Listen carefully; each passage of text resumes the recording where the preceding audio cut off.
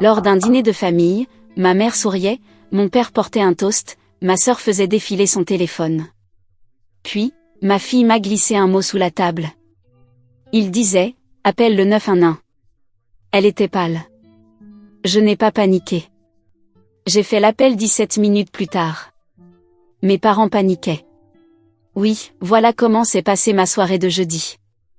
J'avais conduit pendant 2 heures pour arriver là, en pensant être une bonne mère, une bonne fille. Toute cette foutue histoire était censée être une soirée tranquille, dans la maison de campagne de la famille, ce qui est un mot un peu généreux pour désigner une maison qui sent le moisi, au plafond bas, avec des murs étrangement fins et des grincements partout. Vous voyez le genre, celui où vos genoux se souviennent du carrelage de la salle de bain bien plus que votre cœur ne se souvient des couchers de soleil. Bref, mes parents avaient invité Lily, ma fille, à passer quelques semaines chez eux juste après la remise des diplômes. Ils disaient qu'elle paraissait pâle, qu'elle avait besoin de repos, qu'elle leur manquait. Et moi, idiote que je suis, je les ai crus. Lily était silencieuse depuis la mort d'Henri, mon oncle, son grand-oncle. Il avait été comme un grand-père pour elle. Pas de femme, pas d'enfant, juste un vieux monsieur au cœur tendre et une maison tranquille remplie de trains en bois. Quand il est mort, ça l'a anéanti. Elle ne répondait presque plus aux appels. Mais quand j'arrivais à la joindre, elle semblait fatiguée, pas effrayée. Et je pouvais vivre avec ça. Fatiguée, je pouvais réparer. Alors j'ai demandé si je pouvais venir la voir, juste pour une soirée. Ils n'étaient pas ravis, mais ils ont dit oui. Je vais dire quelque chose de stupide maintenant, je n'ai rien trouvé d'étrange à mon arrivée. Je suis entrée, ils ont souri, ma mère m'a prise dans ses bras, mon père a plaisanté sur le vin que j'avais apporté en disant qu'il était enfin buvable. Tout le monde a ri, ma sœur a fait un signe depuis la cuisine. Ils avaient même allumé des bougies sur la véranda, comme si on était dans un Airbnb bien noté. Et Lily était là, souriante. Enfin, plus ou moins. Elle avait l'air maigre, plus pâle que d'habitude. Ses yeux brillaient comme ceux de quelqu'un qui a beaucoup pleuré. Mais elle a souri en me voyant. Elle s'est levée et m'a prise dans ses bras, un câlin assez long pour éveiller mes soupçons. Le genre de câlin qui dit « merci d'être là » sans vouloir que ça se voie. Je n'ai rien dit, j'ai simplement serré sa main et demandé « tu vas bien ?» Elle a hoché la tête. Le dîner a commencé. Burger, salade de pommes de terre, tranches de tomates qui semblaient avoir été découpées à la cuillère. Tout le monde parlait comme si c'était une soirée normale. Mon père racontait une histoire sur une voiturette de golf qu'il avait failli écraser. Ma mère remplissait les verres avec du vin en carton en disant « juste une goutte » tout en versant une demi-tasse. Ma sœur, elle, faisait défiler son téléphone sous la table. L'homme assis en face de moi, un ami de la famille, me souriait chaque fois que je posais les yeux sur lui. Je lui rendais son sourire, parce que les femmes sont élevées depuis la naissance pour sourire quand un homme les regarde. Je ne me souvenais pas de son nom. Je ne me souvenais même pas qu'on me l'ait donné. Et puis c'est arrivé. Juste au moment où mon père levait son verre pour un toast, un truc sur l'air frais, la famille, et qu'on devrait faire ça plus souvent. J'ai senti une main effleurer mon genou sous la table. Lily. Elle était assise à côté de moi. Elle a glissé quelque chose sur mes genoux. Un bout de papier plié, arraché d'un bloc-notes. Le genre que ma mère gardait près du téléphone fixe, pour la liste des courses et des rappels passifs-agressifs sur le tri sélectif. J'ai baissé les yeux et les déplié. 2 mots, en majuscules, appelle le 911. Pas de point d'exclamation. Pas d'explication. Juste ça. Je me suis figée. Elle regardait toujours droit devant elle, pas vers moi, fixant le centre de la table comme si de rien n'était. Mais j'ai vu sa main trembler. J'ai vu sa jambe qui s'agitait sous la table. Ma gorge s'est asséchée. Ma mère s'est tournée vers moi. Tout va bien, chérie? J'ai replié le papier sans ciller et je l'ai glissé sous ma cuisse. Oui, ai-je répondu, en forçant un sourire. C'est juste que la salade de pommes de terre est un peu lourde. Ils ont ri. Mon père a sorti une blague sur mon estomac de citadine. J'ai ri aussi. Mais je ne sentais plus mes mains. Qu'est-ce qui se passait, bon sang? J'ai regardé Lily à nouveau. Elle ne m'a pas regardé. mais sa mâchoire était crispée, ses yeux vitreux. Est-ce qu'elle était sérieuse? Est-ce qu'elle plaisantait? Non. Personne ne plaisante comme ça. Et pourquoi ne pouvait-elle pas simplement le dire à voix haute? Parce qu'elle avait peur, voilà pourquoi. Je devais sortir de là. J'ai raclé ma gorge, je peux utiliser la salle de bain? Ma mère a fait un geste vers le couloir. Bien sûr, ma chérie. Je me suis levée. J'ai pris mon sac avec moi. Juste au cas où. Au cas où quoi? Je ne savais pas encore. Mais quelque chose dans mes tripes était devenu glacé. Le couloir était étroit. La porte de la salle de bain coinçait à mi-course, comme toujours. Je l'ai verrouillée derrière moi et je me suis assise sur la cuvette fermée, comme si j'allais vomir. J'ai sorti mon téléphone. Ma main tremblait tellement qu'il m'a fallu 3 tentatives pour déverrouiller l'écran. Je n'ai pas appelé mon mari. Je n'ai pas envoyé de message à un ami. J'ai composé directement le 911. L'opératrice a décroché en moins de 5 secondes. Service d'urgence, quelle est votre localisation? J'ai donné l'adresse. Ma voix s'est brisée au milieu du nom de la rue. Je ne sais pas ce qui se passe, ai-je murmuré. Ma fille m'a passé un mot sous la table. Il disait d'appeler les secours. Elle avait l'air terrifiée. Elle reste ici avec mes parents. Je ne fais que leur rendre visite. Je ne sais pas ce qui ne va pas. Mais je crois qu'elle est en danger. S'il vous plaît. L'opératrice m'a posé quelques questions. Non, combien de personnes se trouvent dans la maison, est-ce que quelqu'un est blessé? Je ne savais pas. J'ai répété, mais je crois qu'elle essaie, je ne sais pas, je crois qu'elle essaie de me dire quelque chose. On dirait qu'elle a pleuré pendant des jours. Quelque chose ne va pas. Ils m'ont promis que quelqu'un était déjà en route. J'ai raccroché, je suis restée immobile, j'ai essayé de respirer parce que maintenant j'avais un nouveau problème, je devais retourner là-bas, m'asseoir à cette table, avec des gens qui étaient soit complètement innocents, soit tout autre chose. Soit j'étais paranoïaque, soit ma fille venait de me glisser le message le plus terrifiant de sa vie. Et maintenant je devais attendre. Je ne me souviens pas avoir déverrouillé la porte de la salle de bain, ni être retournée à table, ni comment j'ai réussi à m'asseoir sans m'évanouir. Mais je me souviens du verre de vin toujours dans ma main. Je ne l'ai pas bu. Je l'ai simplement tenu comme un accessoire, parce que si je le lâchais, j'avais peur que mes mains révèlent ce qui se passait réellement sous la surface. Ma fille venait de me passer un mot qui disait d'appeler le 911, et je l'avais fait. Ils étaient en route. Mais maintenant, j'étais coincée à cette table avec 4 personnes qui souriaient et passaient la salade, comme si ce n'était pas un film d'horreur au ralenti. Un de ces vieux dîners de famille qui commence par un toast et se termine avec quelqu'un qui saigne sur la nappe. J'ai ri à une blague. Je n'ai aucune idée de ce que c'était. J'ai continué à rire, à hocher la tête, à sourire, parce que c'est ce que font les femmes quand elles ont peur. C'est ce que font les filles quand leurs parents les regardent droit dans les yeux et affirment que tout va bien. C'est ce que font les mères quand leur enfant est en danger, mais qu'elles ne savent ni comment ni à cause de qui. Et quelque part, entre les rires forcés et le bourdonnement dans mes oreilles, mon cerveau a fait ce qu'il fait toujours quand je suis au bord, il est revenu en arrière. Parce que ça, ce n'était pas nouveau. Pas vraiment. J'ai passé toute ma vie à venir dans cet endroit, celui où nous sommes assis maintenant, celui qui sent la moisissure, la cire à bois et le café brûlé. Mes parents l'ont acheté quand j'avais 4 ans. Ma sœur portait encore des couches. Je me souviens encore du coup de soleil que j'ai attrapé le premier été ici, et de la façon dont ma mère m'a reproché de ne pas avoir bien appliqué la crème solaire. Comme si j'avais échoué à mettre de la crème. Elle me l'a dit doucement, bien sûr. Elle disait toujours les choses doucement. Ce n'était pas le genre de parents qui crient. Non, ça aurait été trop évident. Ils étaient plus froids que ça, polis, distants, presque formels.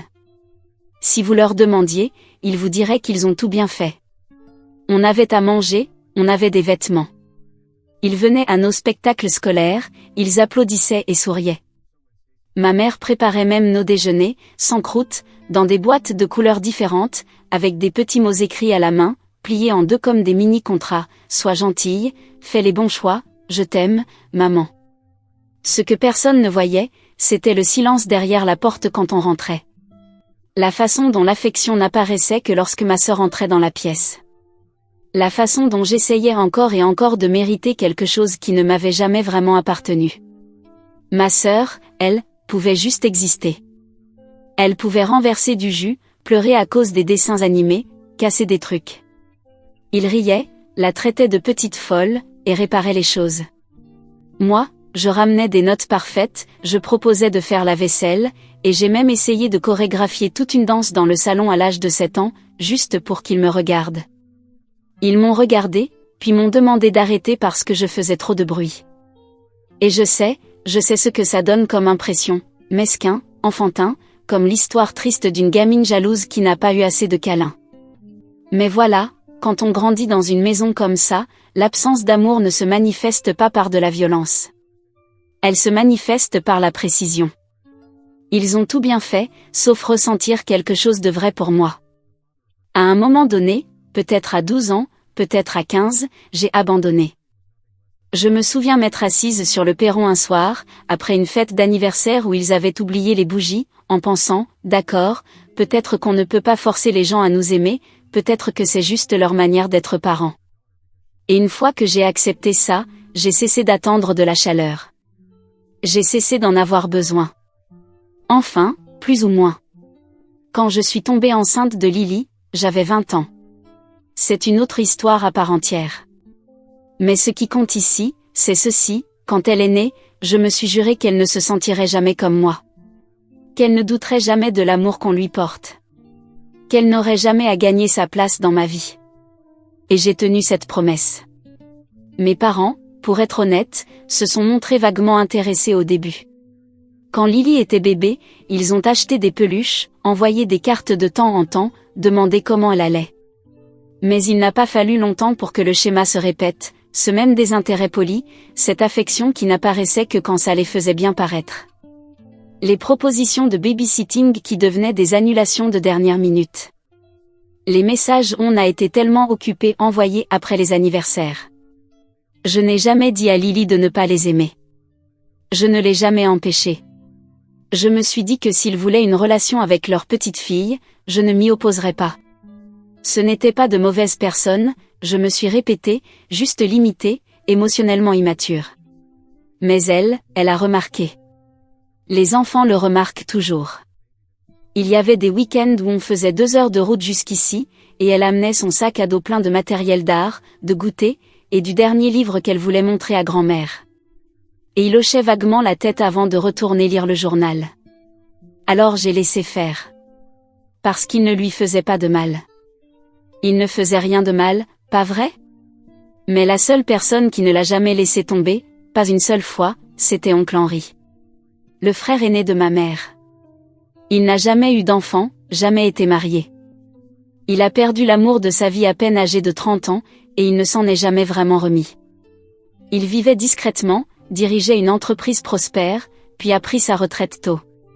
Il a voyagé, fait des dons à des causes discrètes, m'envoyait des livres annotés de sa main.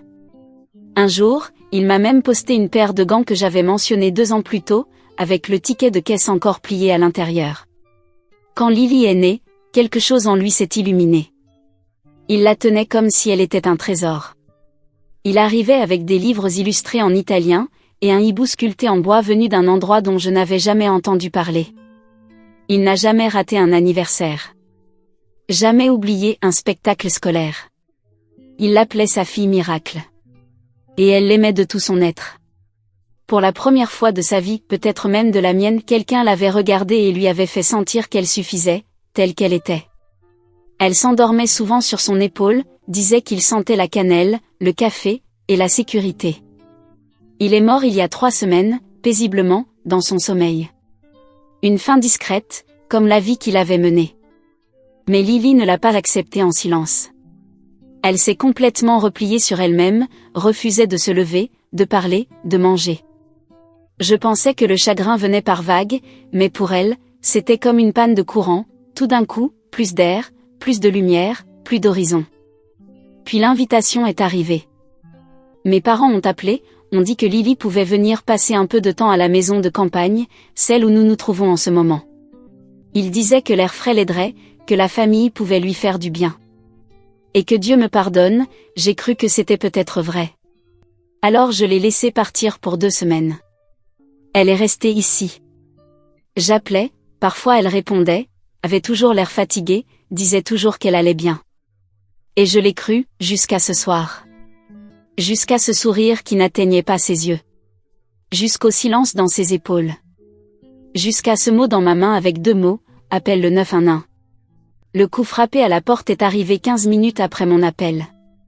J'étais déjà retournée à table, assise sur un coussin mince posé sur une chaise qui aurait tout aussi bien pu être faite d'aiguilles.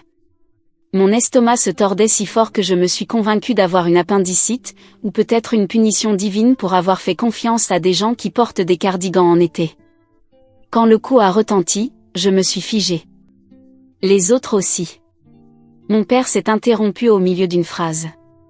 Ma mère a penché la tête, son verre de vin à mi-chemin de ses lèvres. Ma sœur a tourné la tête vers la porte, comme si elle n'était pas sûre que c'était réel. Lily n'a pas bougé, pas même cligné des yeux. Je me suis levée. Je vais ouvrir, ai-je dit, comme si nous n'avions pas tous reconnu le son de l'autorité sur la véranda. L'homme, cet ami de la famille, celui à qui on ne m'avait jamais présenté officiellement, s'est levé aussi. Enfin, à moitié. Comme s'il ne savait pas s'il devait s'impliquer, ou simplement observer. Mais moi, j'étais déjà en marche. J'ai ouvert la porte. 2 agents. Un homme, une femme.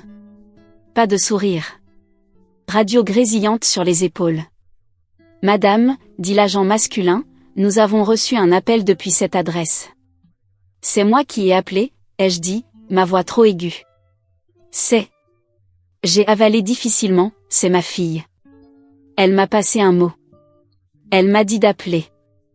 Elle est ici. Il y a quelque chose qui ne va pas. Elle ne le dit pas à voix haute, mais quelque chose cloche. Ils ont hoché la tête. Aucune question. Pas de sourcils levés. Juste des gestes efficaces, professionnels. L'agente m'a demandé si elle pouvait parler à Lily seule. Je me suis écartée et j'ai pointé vers la table. Elle est là. L'agent masculin m'a demandé s'il pouvait me parler dehors. Je l'ai suivi, refermant la porte derrière moi, comme si ça pouvait contenir la peur qui me remplissait la poitrine. Puis j'ai attendu. Ils sont restés à l'intérieur pendant 7 minutes. Je le sais, car j'ai regardé mon téléphone exactement 12 fois. Je n'ai pas bougé. Impossible. Je suis restée là, sur la véranda, regardant l'ombre du vent onduler à travers les roses fanées du jardin. J'ai pensé à l'oncle Henri. Aux mots. Au sourire trop rapide de ma mère. À cette tasse de thé toujours servie dans la même tasse ébréchée, celle que Lily ne finissait jamais. Quand la porte s'est rouverte, je me suis retournée. Lily était debout à côté de la jante. Ses mains tremblaient, son visage était blanc comme de la craie. Mais elle parlait. Enfin. Elle parlait. L'agent masculin m'a fait signe d'approcher. J'ai atteint le seuil de la porte juste à temps pour l'entendre dire « Oncle Henri, il m'a tout laissé ». Mais ils ne m'ont rien dit. Sa voix n'était pas forte, mais elle était claire. Ils ont juste dit que j'avais besoin de repos. Que j'étais en deuil. Et puis ils ont commencé à essayer de me faire signer des papiers. J'ai cligné des yeux. Quel genre de papier, a demandé l'agente. Je ne sais pas, des documents. Une décharge de responsabilité. C'est comme ça qu'ils l'ont appelé. Mais mon nom était dessus. Et l'avocat, cet homme, dit-elle en pointant du doigt, il était censé être l'avocat d'oncle Henri. Mais il ne m'a jamais appelé. Juste eux. Il est venu ici. A dit que c'était juste pour simplifier les choses. L'agente a hoché la tête.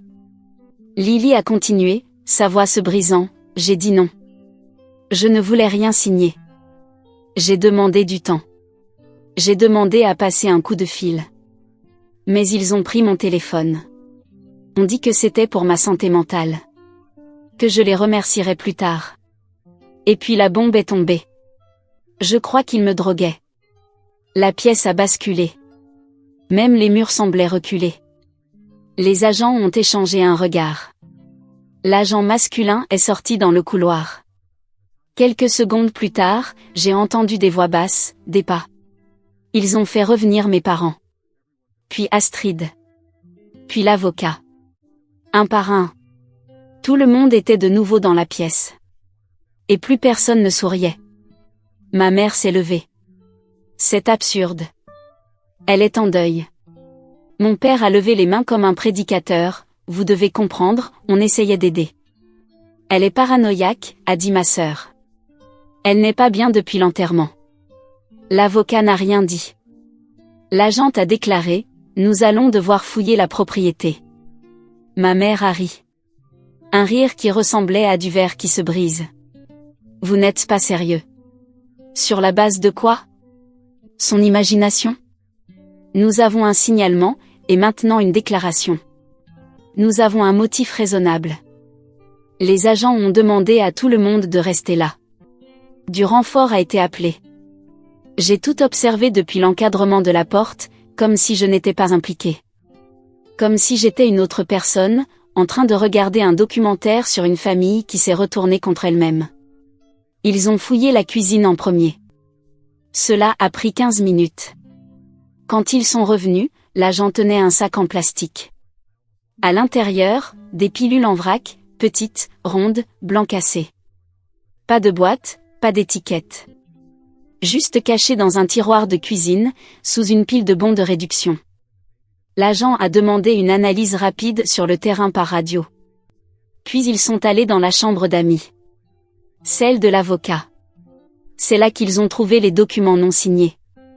Le nom de Lily était imprimé clairement sur chaque page, bénéficiaire, renonciation de droit, renoncement à la succession. Tout était dactylographié, agrafé, net. Tout était prêt, sauf sa signature. Cette partie était encore vide. Puis ils sont descendus au sous-sol.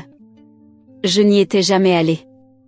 Mes parents avaient toujours dit que c'était pour le rangement. En réalité, rangement voulait dire une pièce aménagée avec un lit, une table de nuit, et une pile de couvertures pliées. C'était propre, presque confortable, si on ne regardait pas trop. Mais il y avait ce verrou, à l'extérieur de la porte. Et la petite fenêtre étroite, qui ne s'ouvrait pas.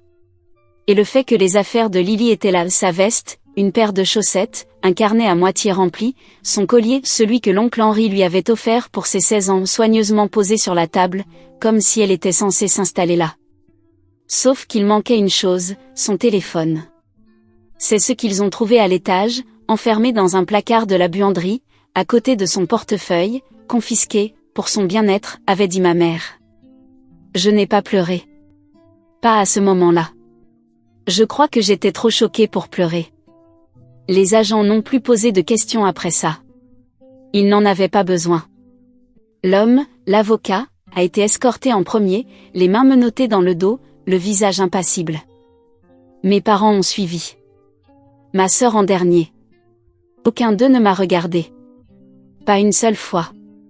Je suis restée avec Lily. Je ne l'ai pas lâchée une seconde. Quand l'ambulance est arrivée pour vérifier ses constantes, je suis montée avec elle et je suis restée à ses côtés tout le long. Elle avait l'air si petite, recroquevillée dans son sweat trop grand, épuisée. J'ai doucement repoussé ses cheveux de son front et j'ai murmuré, « Pourquoi tu ne me l'as pas dit ?» Elle n'a pas ouvert les yeux. Je ne pensais pas que tu me croirais. Et c'est ça qui m'a fait le plus mal. Parce qu'à un moment ou un autre, ma fille avait appris la même leçon que moi, quand les gens agissent avec calme, politesse, raison, le monde met un peu trop de temps à croire ce qui se passe derrière les portes closes. Mais cette fois quelqu'un l'a cru. Si vous n'avez jamais dû cacher votre panique derrière des banalités pendant que votre fille révélait un complot criminel au dîner, je ne recommande pas, 0 sur 10. Mais vous savez ce qui est pire? Quand ils sont relâchés. Mes parents, ma sœur, l'avocat. Tous libérés sous caution, en attente de procès. Une infraction non violente, qu'ils ont appelé ça. Aucun préjudice confirmé, aucun casier, comportement coopératif lors de l'arrestation, n'est-ce pas? Ma fille a été droguée, isolée, manipulée émotionnellement par sa propre famille. Mais bon, traitons-les comme s'ils avaient juste oublié de rendre un livre de bibliothèque. Lily n'a pas dormi pendant 3 nuits. Chaque bruit la faisait sursauter. Elle refusait d'être seule dans une pièce, même avec la lumière allumée. Elle demandait sans cesse si on était vraiment en sécurité maintenant, s'ils allaient revenir, comme si tout cela pouvait encore être une incompréhension à régler autour d'un gratin. Je ne lui ai pas dit à quel point ce risque était réel. Mais j'ai commencé à verrouiller toutes les portes. Chaque porte, chaque fenêtre. Même celle de la salle de bain. Parce que je connais ma famille. Et ils n'aiment pas perdre. C'est arrivé un mardi. J'étais partie en ville pour quelques heures, un rendez-vous client que je ne pouvais pas reporter. Lily insistait pour dire qu'elle allait bien. Elle voulait rester tranquille, peut-être lire, peut-être manger enfin un peu. J'ai failli ne pas y aller. Mais bien sûr que j'y suis allée. Et bien sûr, ils sont venus. Quand je suis rentrée, Lily était assise sur le sol du salon, les genoux repliés contre sa poitrine, le téléphone sur les genoux, le visage pâle. Ils sont venus, a-t-elle dit. Pas de bonjour, pas de préambule. Juste ça. Je me suis figée. Qui? Elle n'a pas levé les yeux. Tous. Mamie, papy, Astrid. J'ai laissé tomber mon sac et je me suis assise à côté d'elle. Est-ce que ça va? Ils t'ont touché? Ils t'ont. Ils ont juste parlé. Elle a ouvert son téléphone, est allée dans ses mémos vocaux et a appuyé sur lecture. J'ai entendu la voix de ma mère en premier.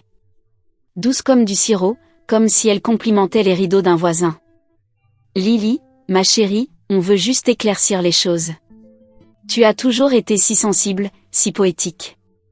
Tu vois les choses différemment. Ce n'est pas un crime, ma douce. Puis celle de mon père, plus froide. Tu ne comprends pas la pression qu'on subissait. Ta grand-mère n'a pas dormi depuis des semaines. Puis Astrid, tranchante et sèche. Ce n'était jamais pour te faire du mal. C'était pour l'équité. Cet argent, qu'est-ce que tu en ferais, hein? Puis ma mère encore. Ça allait toujours déchirer cette famille. Peut-être que si Henri l'avait légué à quelqu'un de plus mature. L'enregistrement s'est arrêté là. Ma main tremblait. J'ai signalé leur visite immédiatement. Les conditions de la libération sous caution étaient claires, aucun contact. Et il s'était quand même présenté, sur deux, manipulateur au point de parler librement alors que Lily enregistrait tout. Même l'agent qui a pris ma déposition avait l'air furieux. Cette nuit-là, j'ai fait nos valises. Nous avons déménagé 2 jours plus tard. Pas définitivement, juste en attendant le procès. J'ai trouvé un logement temporaire dans un quartier calme. Un endroit avec des murs épais, trop de serrures, et une voisine âgée curieuse qui passait ses journées à surveiller par la fenêtre comme si c'était sa religion. Parfait. Lily n'a pas protesté. Elle est juste restée près de moi, toujours silencieuse, vérifiant encore et encore que tout était bien fermé. J'ai demandé une ordonnance de non-contact. Elle a été accordée en 24 heures. Les chefs d'inculpation étaient en cours de finalisation. Le ministère public montait son dossier. Puis vinrent les interrogatoires. La police les a séparés. D'abord mon père, puis ma mère, ensuite Astrid, enfin l'avocat. Un par un. Et un par un, ils ont craqué. Une tactique classique, dire à chaque suspect que les autres ont déjà tout avoué, leur faire goûter à la panique, et les regarder s'effondrer. Ma sœur, celle qui vantait toujours sa loyauté, a été la première à se retourner, elle a dit que c'était l'idée de notre mère, qu'elle avait juste suivi le mouvement. Ma mère a dit que c'était celle de l'avocat, qu'elle n'avait jamais touché au thé, que Lily avait tout imaginé. Mon père a affirmé qu'il ignorait tout des substances dans les boissons. Qu'il croyait que la pièce verrouillée était un « espace sécurisé ». L'avocat, lui, a complètement craqué, email, reçu de paiement, copie des documents non signés, même un dossier avec des brouillons imprimés, dont un intitulé « Scénario en cas de pire ». J'ai presque admiré la préparation. Presque. Les accusations sont tombées vite après ça. Mon père a été inculpé pour séquestration, coercition et administration de substances contrôlées sans consentement. Il a écopé de 6 ans de prison, libération conditionnelle possible après 4. Ma mère a été reconnue coupable de complot en vue de frauder et de drogage illégal. 4 ans, Pas de libération avant la moitié de la peine. Ma sœur, inculpée de conspiration, a pris 18 mois. Elle en a purgé 9. En prison réelle. L'avocat a été radié du barreau et reconnu coupable de fraude et de complicité de séquestration illégale. 8 ans, sans libération anticipée. Ce n'était pas de la vengeance. C'était de l'oxygène. 3 mois plus tard, la succession a été réglée. Nous avons été convoqués dans le bureau d'un avocat, un vrai, qui parlait comme un être humain, et pas comme quelqu'un qui ricane en regardant des enfants. Il a tendu un gros dossier à Lily et lui a dit doucement, « C'est à toi maintenant ». Le montant sur son compte était plus élevé que ce que je pensais. Plus élevé que ce qu'elle pensait. Assez pour payer ses études, une thérapie, un loyer, des voyages. Une vie. Un avenir. Elle a pleuré, en rentrant. Pas à cause de l'argent. Parce que, pour la première fois depuis longtemps, elle se sentait en sécurité. Et elle savait qu'il ne pourrait plus jamais rien lui prendre. Parfois, je me demande encore, est-ce que j'ai eu tort de ne pas voir plus tôt ? Est-ce que j'aurais dû poser plus de questions, insister davantage, faire confiance à mon instinct plutôt qu'à leur sourire poli et leurs serviettes pliées à la perfection ? Parce qu'avec le recul, les signes étaient là, la voix de Lily devenant plus faible, ses yeux plus ternes, la manière dont elle m'avait serré un peu trop longtemps ce soir-là. Je ne sais pas. Peut-être que je l'ai laissé tomber pendant un temps. Mais au moment crucial, je l'ai écouté. Et j'ai appelé. Et peut-être que c'est ça qui compte. Elle est en sécurité maintenant. Elle guérit. Elle rit à nouveau. Pour de vrai. Pas le rire forcé des dîners pour garder la paix. Moi, j'ai compris que l'amour ne signifie pas le silence. Et que la famille ne signifie pas le pardon sans changement. Alors, est-ce que j'ai eu tort ? Ou est-ce que j'ai bien agi, trop tard ? Dites-le moi en commentaire. J'aimerais vraiment savoir ce que vous en pensez. Et si vous voulez entendre d'autres histoires comme celle-ci, abonnez-vous.